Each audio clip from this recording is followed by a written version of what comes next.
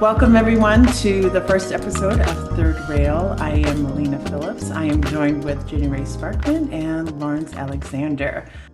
First up is to introduce themselves is our lovely Lawrence Alexander. Peace, friends. Lawrence Alexander, grateful to be a part of the Phillips Collaborative. More than that, grateful to be in this group of very critical friends. It turns out it's a moment that we're actually in dire need of. For the Phillips Collaborative, I serve as a senior consultant. I also do a little bit of work in business development. That means if you're out in these streets, we are too, and we should do business. So let's talk about doing that. I've devoted my career to education, vis-a-vis access to higher education, spent a lot of time doing work in independent and boarding schools and DEI, left to open and start my own consulting practice. And since about 2019, I've been doing DIB related work related to governance, boards, strategic planning, executive search, as well as some college admissions work. Today, I cool my heels in the Office of Admission at Brown University, serving as the Associate Director of Admissions for College Access Partnerships. But in this moment, I'm really glad to be here with two of my great friends, Milyna and Jini. Jini, take it away. Um, Howdy, y'all. My name is Jini Sparkman. I use she, her pronouns.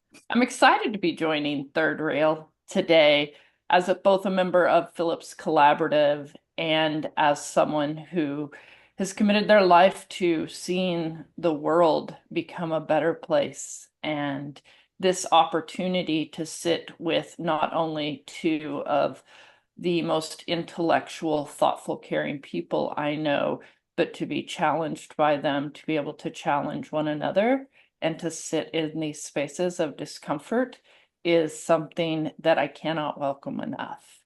I have a background in education, independent schools, public schools, universities, colleges, high schools, nonprofits in elementary schools and middle schools. I also work with collegiate athletics. And as a coach, I'm an avid reader, and so you should prepare to receive some quotes from books regularly, as well as some recommendations. Something I share with the founder of Phillips Collaborative, who will gladly introduce herself and kick us off now. Thank you, Jini. Milyna Phillips here, she, her, hers pronouns. I am excited to be here with two really close friends of mine, people who I look to for counsel on a regular basis, whether it be how to hang a 5-foot wreath or how to go about a problem of practice with a head of school. So I am extremely and eternally grateful for them both.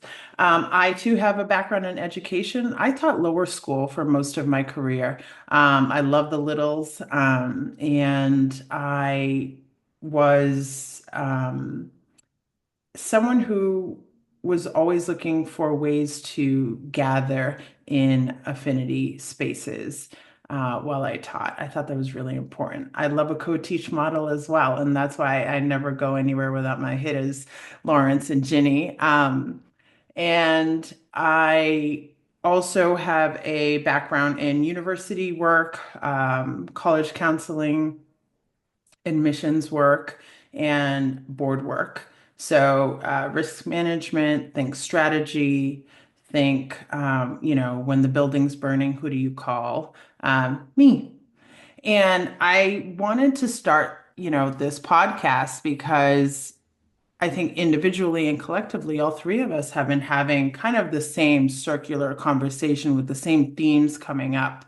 And so, we wanted to get together and share some of our thought leadership publicly in a format that felt more liberatory than other modes of communicating.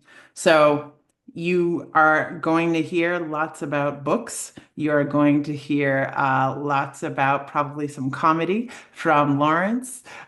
You will hear some cultural references that hopefully some of you will understand.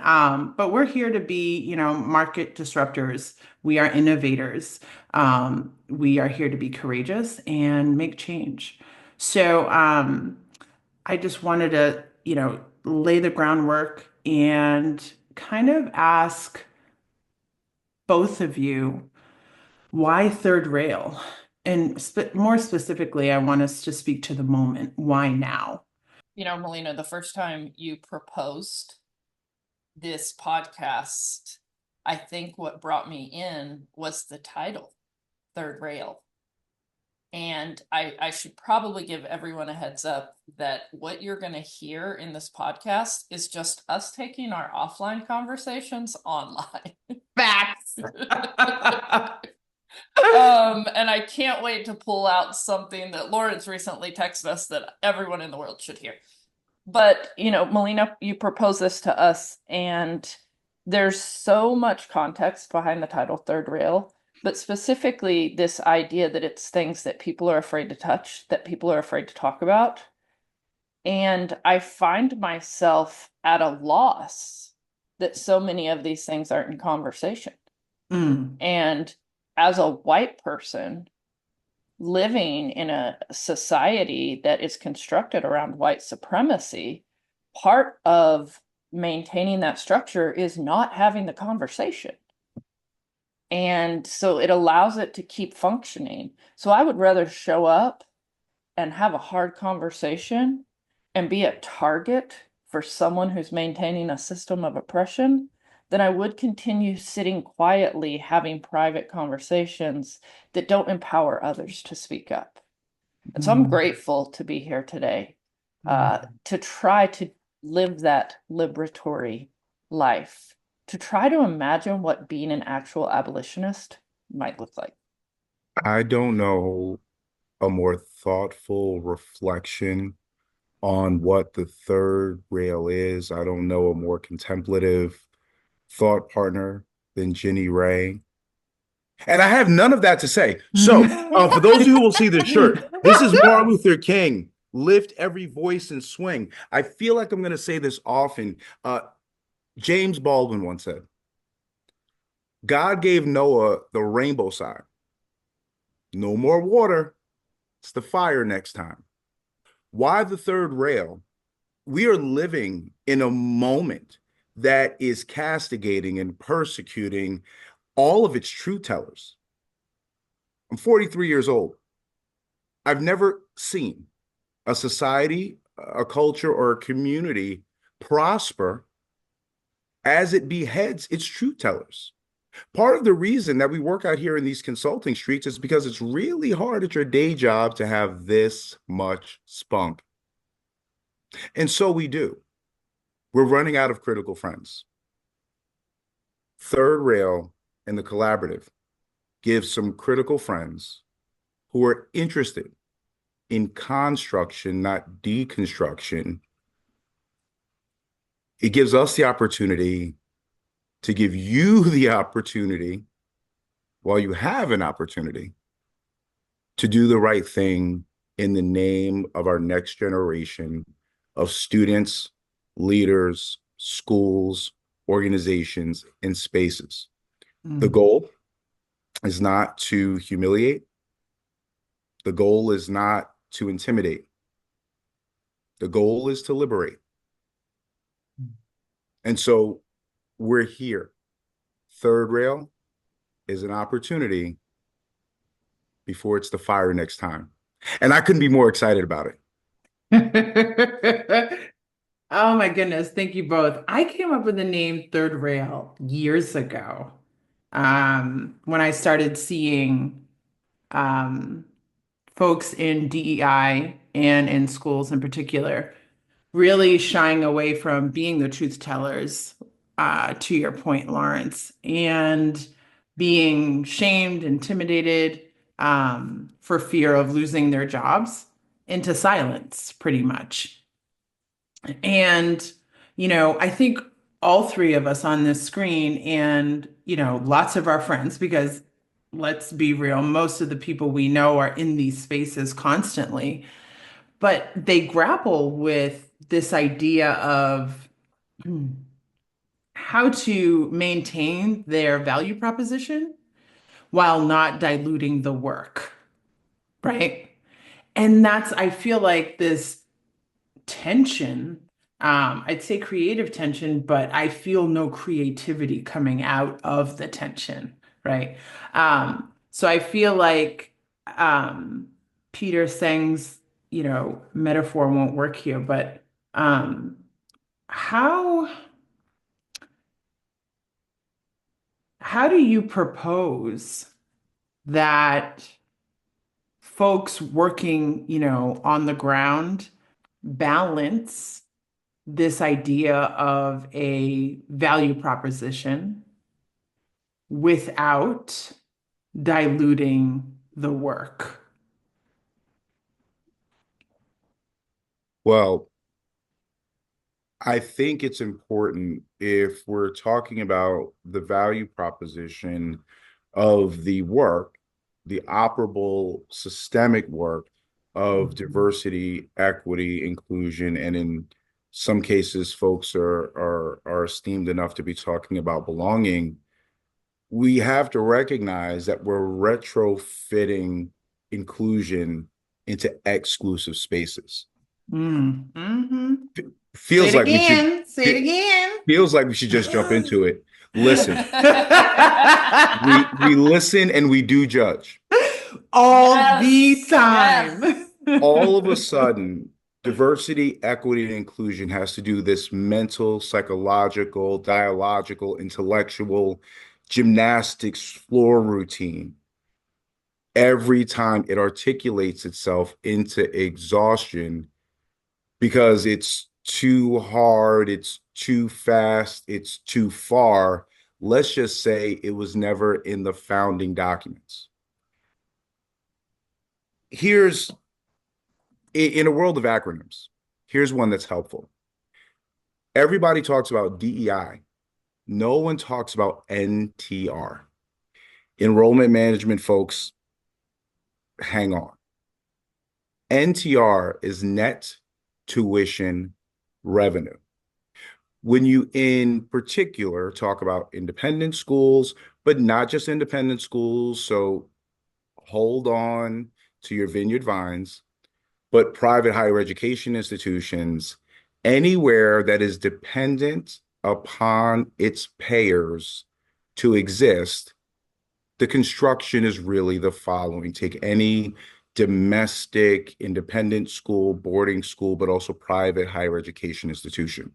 Mhm. In order to exist, you need folks who can pay tuition. If history, if economics, if sociology are any indicators, if wealth maps are any indicators, then most of your domestic full pay folks are white families. You comb as much as you can, the preponderance of your folk are going to be multi-generational, private school, independent school, Ivy League, pick the place. They're going to be multi-generational, white and wealthy. And then once you comb that arena, you go international. But really, do you? We go Eastern Asian, and so we have white wealth domestically.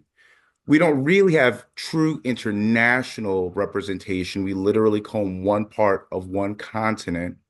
And then at the end, we say, what about diversity? And not diversity socioeconomically, but usually racially and usually toward our own utility. Where are our athletes? Where are our carefully curated scholars? You know the programs. And you curate in order to meet net tuition revenue, which is the cost of doing business. And by the way, the greatest cost on any 990, which is the tax return document for most of these institutions, are salaries. So you're not absconding to Tahiti, but you're just paying folks. In order to do business, you intentionally hardwire racial, and socioeconomic polarization. You put it all together, and the best part is you're amazed when all of those kids don't play well in the sandbox together. In fact, the friction causes a fire, and then you look for the DEI fire extinguisher.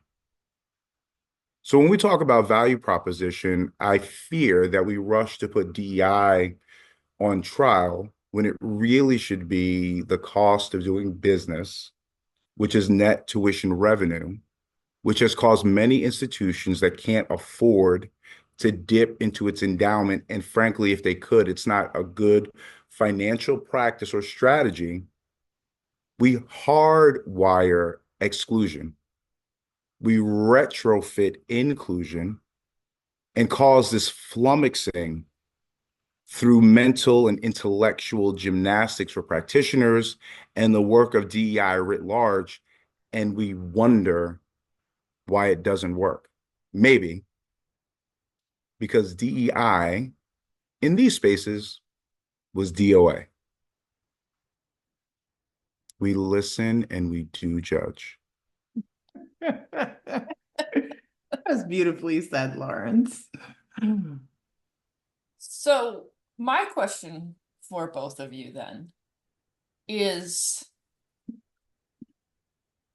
it, because you're completely correct, Lawrence. Like, it was DOA. It, when we had this conversation once before, my response was it never existed. Mhm. And so to come back to your question, Milyna, Mhm. what do we say to the people on the ground? The people that are there doing this work? So, if anyone knows me like in real life, I am your burn it down girl. And I make no qualms about it. That is why I have Jini and Lawrence as friends, because they're always like, no, that's not a good idea. Um, but in seriousness, I think I'm going to use a metaphor that is not particularly beautiful. But if you diversify the slave masters,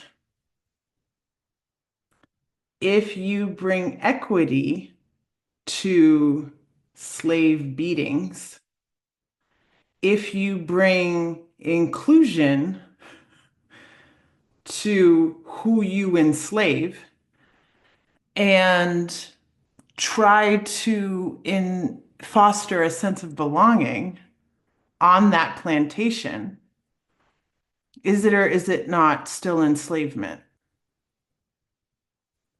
It is, right? So to the people on the ground who I text every day, who my heart really goes out to, is you have to figure out whether you want to be in these spaces.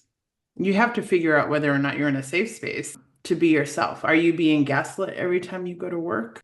Are you mentally and physically exhausted every single day? Does work not respect your boundaries? So I think first, because I know the majority of those people doing that work that we're talking about are Black and brown, right? So I always first want to center the human behind the work. I always go back to something Lawrence shared with me years and years and years ago, that if you are always the firefighter in the building, when do you have time to be the architect, to reimagine and redesign the systems that were created to keep us all enslaved on this plantation that we call an independent school or a university? And, pick your poison. Universities were built with slave labor, and independent schools were created and built so that they didn't have to mess with integration. So I don't even think I answered your question, but that was on my heart. I said what I Well, said. I love it. I love it. And I'll pick up my sister's ball there. I feel like because Milyna is actually multilingual, I get to serve as a little bit of her subtitles for context. If you're listening and you feel like, boy, Milyna, that is a lot of smoke directed at folks who may be doing good work, you have to understand the level of acrimony that internalized oppression has wrought. I remember being in New Hampshire, and Jini will know this as sure as anyone else was. I moved to New Hampshire in 2016 from Long Island, and I came from New Jersey. And the singular, and shout to Melissa Lawler, because I know you'll be listening. We The Our love the the Melissa. girl. the We love two Melissa. the two DEI practitioners who were in place, standing on their square, doing their work, were not black and brown folks. It was Jini, and though she's my soul sister, she's not black. And Melissa is the homie. She's not black either. And they saved my sanity. They saved my sanity when I felt like I was marooned. They saved my sanity when I felt like we're 71 miles from the Canadian border. Surely Montreal would be better. Let's all get passports. And they were second to a spate of black and brown folks that I reached out to who had the titles and the roles that I had when I was reaching out. Hey, is what's happening at my school similar to what's happening at your school? Or I admire what you do. Can we connect? There is this interesting internalized oppression, this practice of system beating, that when we feel like we've made it, even when we don't want it, we end up enacting the same oppression upon folks who look like us by people who don't look like us. So, only as serving as Milyna's cultural subtitles, why all the smoke? Why all the shade? What I would take a turn in saying, in response to Jenny's question, what would you say to folks on the ground? Ask folks at your school, at your institution, if you get an opportunity with your board, you have audience with your head of school, please do me, the practitioner, a favor. Pick a struggle. Do you want me to soothsay or truth say?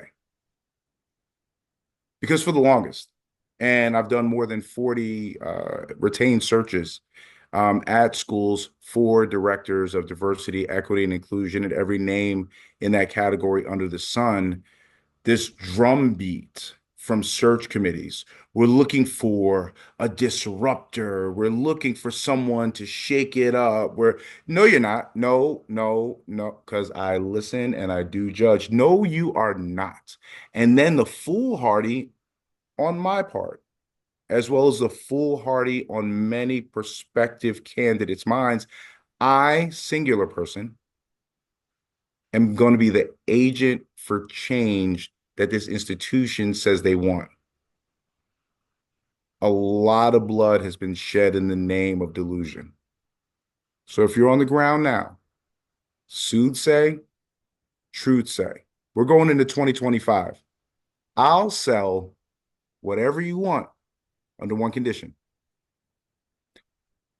Tell everybody what you want. But I can't carry your lies any further. And I think the level of delusion, the level of feeling traitorous to the job they signed up for, that's as challenging as the conditions that folks are in these spaces. Please do them a favor in 2025. Pick a struggle. Soothsay or truth say. Either way will work. I really appreciate what you just named there, Lawrence, which is the truth say part. One of the things I've been thinking about a lot for folks on the ground is this paradox of tolerance that comes out of Karl Popper's work from the 1940s, an essay, The Open Societies and Its Enemies. And one of the things that I see so often in these schools is this paradox of tolerance, that we tolerate intolerance. And when we allow that to fester, right, what happens is that the intolerant become the power holders. They become the oppressors. And I've thought a lot about how this happens, particularly in schools. And there's this idea that schools are service, and that if we are in service, we are in service to all within the school. And that extends to constituents within the community. And to your point, truth sayer, soothsayer, are we just a business? Because we claim to have morals and values. It's in the strategic plan. And so if that's true, then we have to make a decision about what we won't tolerate. And that's really scary for folks, right? But there's this humility and service of ego in independent schools. And the first time I encountered it, it felt like it was in an individual, but I'm starting to see it as a systemic thing. We are in service. We are humble because we serve. And there is an ego of institution that allows people to thrive in tolerance because we're good people. So we're not going to stand up to anything because we're a good school. And to Milyna's, my favorite fire starter, it begs the question, right? And I see this happening at so many schools, that we do things because we want to feel like we're good, not because we want to change, not because we're willing to be uncomfortable. And I think for me, one of the scariest things right now is the number of schools who are doing away with or not replacing directors and departments of diversity, equity, and inclusion. And you know why we can do that? Because we care for everyone. We are going to accept everyone. It's like the dark side of inclusion. And don't get me wrong, as a prior director of equity and inclusion, the minute you have an equity and inclusion director, you're already failing. And it's a necessary step on the right path. And so when you choose to say, oh, we can all do this work, and there's no guiding factor to that, there's no truth sayer or group of truth sayers to which we turn to rather than away, then you are acknowledging yet again that it was DOA from day one. Bars. What I think may be helpful in our own discipline on this beautiful multi-episodic journey is, if we thought about a response to the DEI slowdown in this moment, Milyna and Jini, what would you say to schools, to organizations, to institutions that are seizing that pinhole of light, and their intention is not to retreat, but they are interested in some hope, some inspiration, some guidance about a way forward? Assuming that there are some folks staring through that pinhole of light, in the beautiful sagacity of the folks I have around this room, what would your message be about the way forward through the slowdown? Recently, the president of Wesleyan University gave an interview to CNN, and it was grounded in the recent Um, other universities coming out and saying we're never putting out statements anymore, right? And he said during his interview, he's like, I'm going to continue to put out statements. He was like, we are an institution of education. We have to remember who we are and not get so distracted by what is happening in terms of like the polarization, the shame, all of that. He's like, we educate here, right? And in the K through 12 space, right, I feel like we have a real responsibility to do that vis-a-vis joy. And I was recently listening to this podcast about the pedagogy of joy. And I think that in order to have joy, a few things have to be taken care of first. And within your, community and with your students, if they feel safe, if they feel seen, if their curriculum reflects their not only them, um, you know, all of the mirror stuff and their current interests, like where the world is going and how we need problem solvers and innovators and change makers.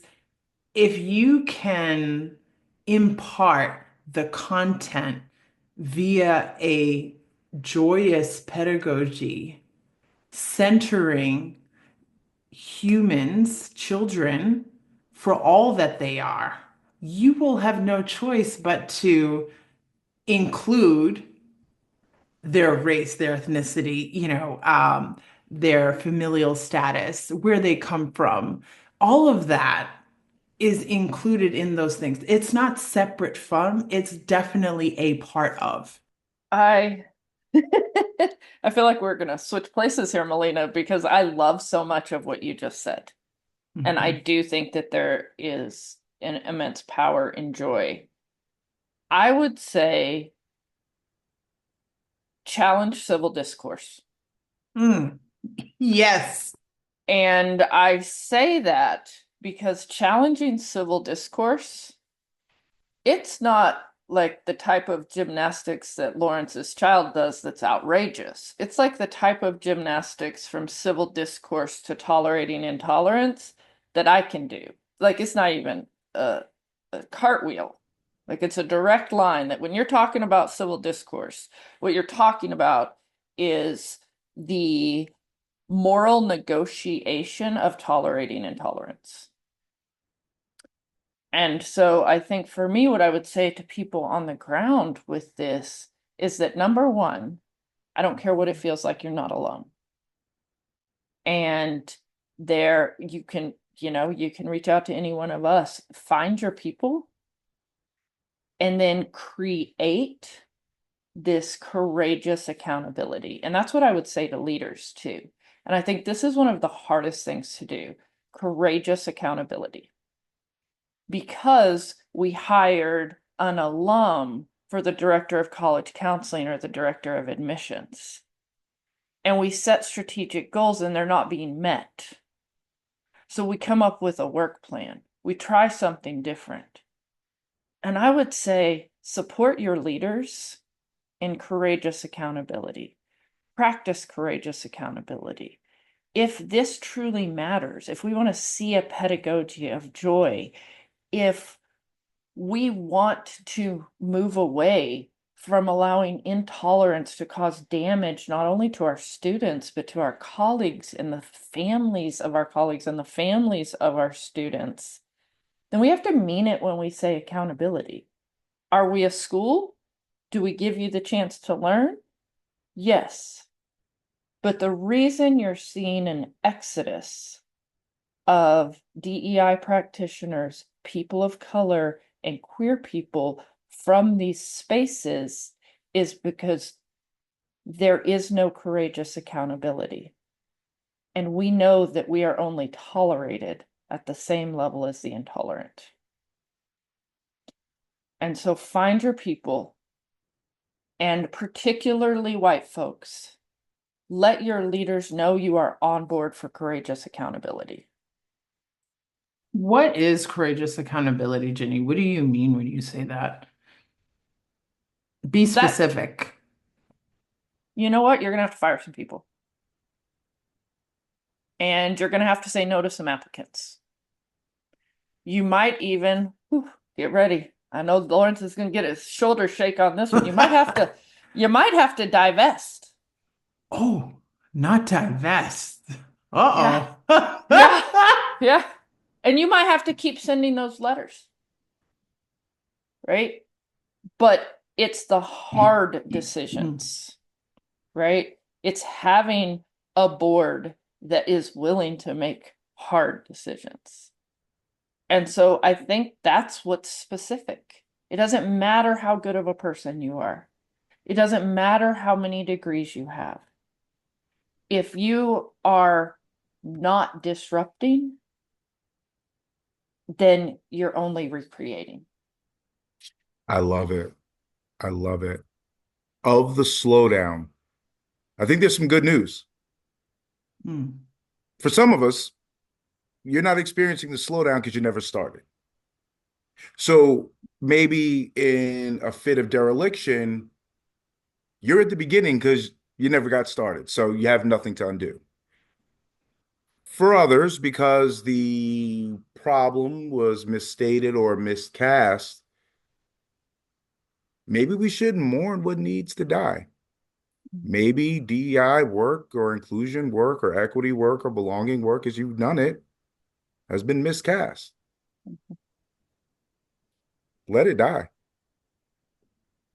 But in this moment, I think a sense of urgency has to appeal to folks for this reason.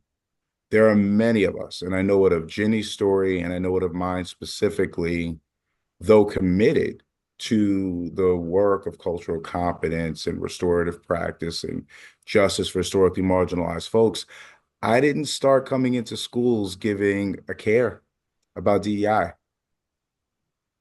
My background was in college counseling. I know Jini's was in English. I don't, I don't, I don't care about DEI. But I got really good at it. Oh, and it turns out that I'm a person of color, so a school benefited from the potpourri that is me, we, us.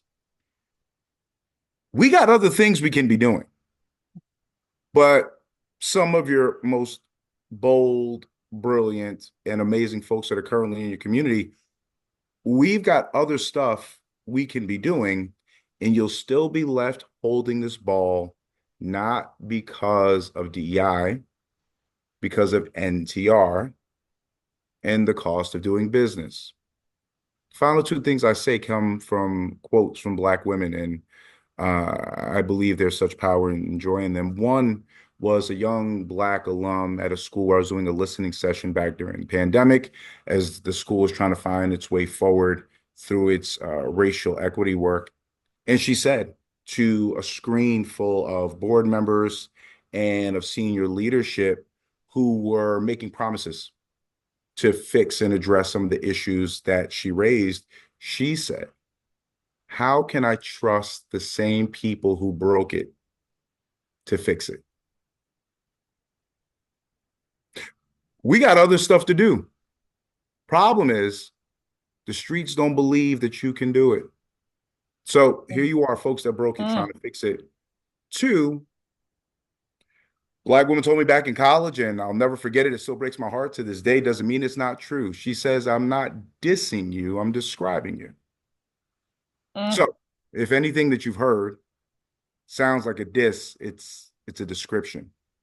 Not as an eternal state, but as a current state. Where is the sense of urgency to push through the slowdown? Because while institutions, organizations, and places of employment are slowing down, The world is not. And the one thing we all have in common is that we're depending on Generation Z, and they ain't having it. Enjoy your TikToks, friends. And may I add the Listen to Black Women shirt Oh, right can I here. add lift every voice and swing? Yep. Lift every voice and swing. Love y'all. Y'all are amazing. This so fun. This was Here are my final thoughts. Okay, let me hear it. So many people think that these conversations and this work is so scary. Mm-hmm. And you just got to sit in and listen to three people who love each other Mm-hmm. have this conversation. Are we practitioners? Yes. But this is an invitation for you to join us, to be a part of the conversation. Because when we love each other, this is what we do. And we said a lot of words. But most importantly, I hope you felt in this moment like you got to sit in with our family. And our family's not afraid to talk. And so we can't wait to welcome you back for next time. And with that, third rail, off the rail. I love it. I love it. Yes, join us next time as we dig deep and talk about what needs to change in innovative approaches for transformative work. Not performative, rather transformative work. Thanks, y'all. Peace. Love. Oh.